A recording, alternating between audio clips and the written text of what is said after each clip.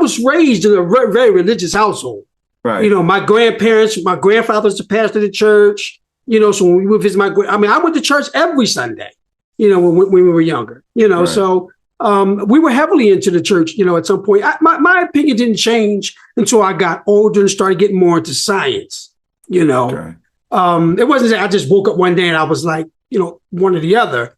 It was like a gradual process. You know, the more I followed science, the more it was just hard for me to you know, stay involved in the church and be religious, because I was just like, you know, when I compare it to things in the Bible, a lot of it is just scientifically impossible, you know, to what we know now about the universe and the way things go.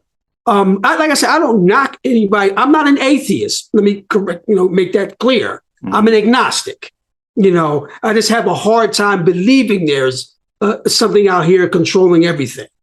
You know, but when we learn about science, you know, and we can explain why things are the way they are.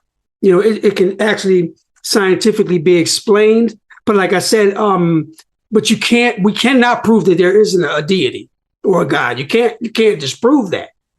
But I have a hard time believing there is, because of the way I follow science. And like I said, I don't want to offend the pastor. That's not my purpose. He may be able to help you, you know, see the light. It's just, you know, it's the way I've just, like I said, followed science. And, you know, and the more I learn about science, the less religious I become. It's, you know, and that's what it is. So. No offense at all. Yeah. There is, I'm a scientist as well, and I find no contradictions. I think that they are parallel, that they complement, that science and religion complement one another